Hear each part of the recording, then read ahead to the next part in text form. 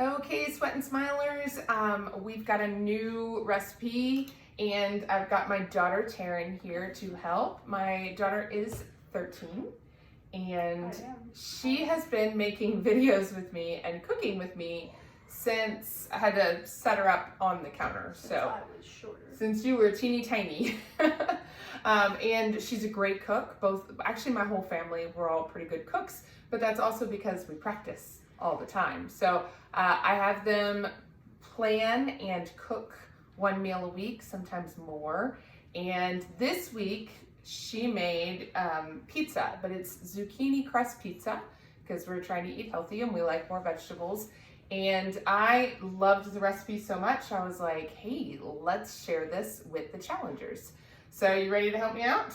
Yes. Yes. Okay. So this is really easy recipe, easy ingredients that you can get at any store, which is what I like. Sometimes some of the low carb, low sugar ingredients can be kind of specialty and kind of expensive. The most expensive thing this one has is almond flour, which Aldi carries, H-E-B carries, Walmart carries, Costco carries, everybody has it. So it's shredded zucchini. I don't even have a fancy shredder. We just use a little hand shredder. Before Harvey, we had every single kitchen gadget you can imagine. And when we got rid of them, I was like, I am not rebuying all of those. So we have a pretty minimalistic kitchen, when you say, but it works out. Okay, so Taryn, we shredded everything and then you put it in a towel. The recipe originally said cheesecloth, but who has that on hand? We didn't have cheesecloth on hand, so this is just 2 zucchini, and zucchini is pretty wet. So before you make a dough out of it, you've got to get rid of all of the liquid. So you just take this and make a little ball of zucchini. Ball it up and twist until all the liquid comes out. So the more you twist, the more liquid that's going to come out. It's a good arm workout too. This is some nice isometrics, some good squeezing. How much did you squeeze it last night? A lot. A lot? Okay. So I'm just going to keep twisting till we get a good amount of all of this. You see all of that dripping out.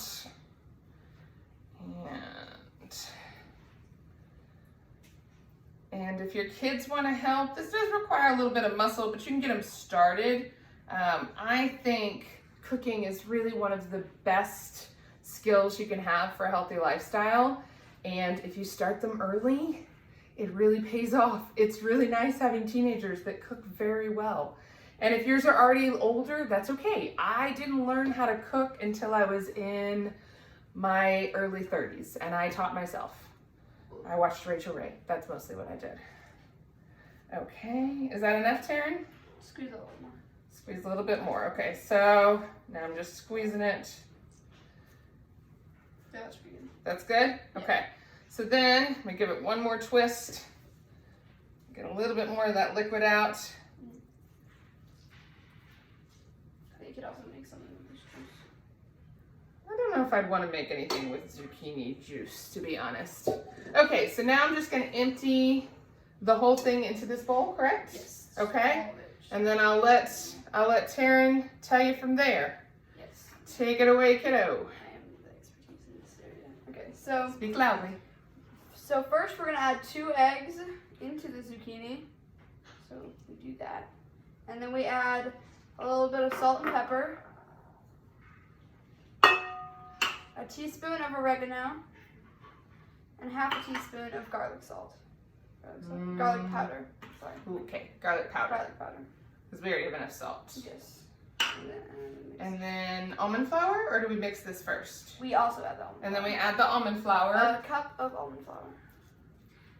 So I like almond flour because it's so much lower in sugars than regular flour, so it's lower on the glycemic index, and it's going to keep your heart rate from spiking. I mean, your blood sugar from spiking, which keeps you from craving a lot of sweets. All right, go ahead. Then we just mix it with a spoon. Sure. Or you can just. Or you can dive in with your hands. There you go. That's what I did yesterday. And if you're trying to get your kids interested in healthy foods, involve them in this process. Look, I know when you're trying to cook in the kitchen, it takes twice as long if the kids are helping, if they're little kids. But when they get to squish things with their fingers and they get to tell everybody else in the family, guess what I made?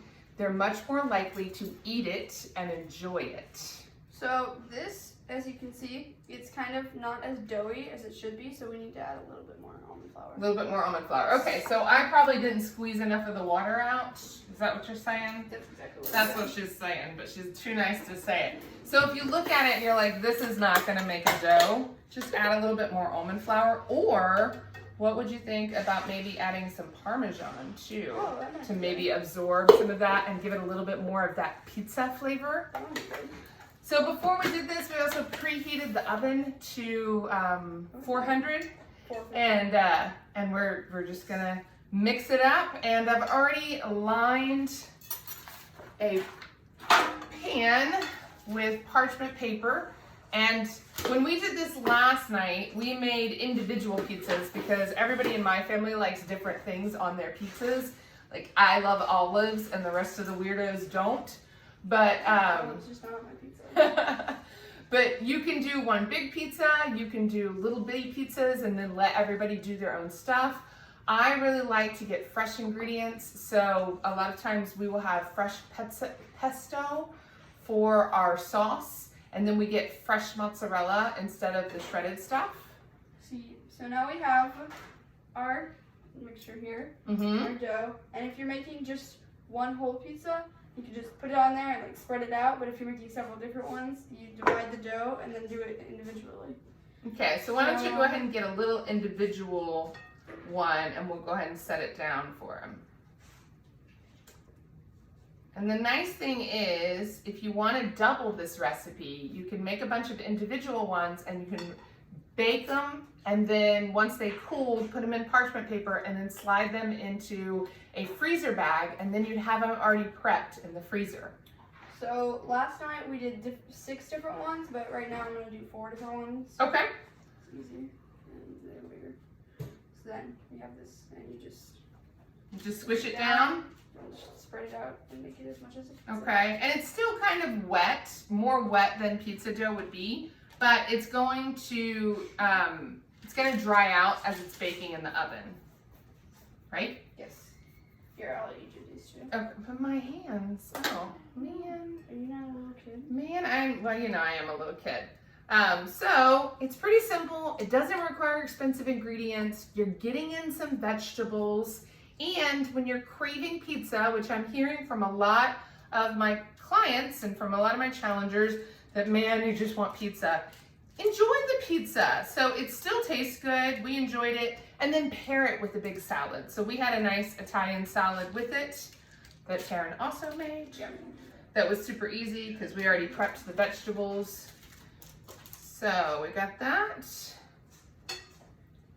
And so we just made 4 big ones here, and everybody can have their own, and you can put your own stuff on it, and it's pretty tasty. I'm gonna put the whole recipe in the notes, and I'll also put the things that I like to top it with and some healthy suggestions for toppings. But enjoy your pizza, enjoy it with your salad, and get your kids involved, right? Yes. Right. Thank you, Taryn. Okay, so the pizzas have been cooked, and this is what they're like out of the oven. Now, they do have little flecks of green, so if you have super picky eaters, I guess you could shred it smaller. I'm not a big fan of hiding vegetables. I think if you start early enough, they're gonna eat well throughout their life. But I wanted to show you, so we cooked these. We're not eating them tonight. We just had this for dinner last night. I literally just did it to show y'all. So I wanted to show you what I'm gonna do, and then you can do if you wanna double the batch. I'm gonna keep it on the parchment paper. Cut the parchment paper in half, and then just stack them, and then put them in this Ziploc. I've already put that it's zucchini pizza crust. I've already put the date, and I'm just gonna slide it in and then stack it in the freezer. And then when I need, they defrost super fast because they're very thin. if there's a night where I'm like, man, I'm craving pizza, instead of calling up Pizza Hut or Domino's or whoever it is, I'm gonna just grab these out of the freezer. I also keep fresh mozzarella frozen in the freezer, and I keep a jar of pesto in the fridge. And then this will be a nice fast meal that I can throw together when I'm stressed and tired and I'm really wanting my pizza comfort food. So I hope this helps. I hope you enjoy it. This is what it looks like. You're gonna bake it first and then top it. So this is when you would add the sauce and add the cheese and add whatever it is that you like on it. Enjoy, and don't forget to sweat and smile. Bye.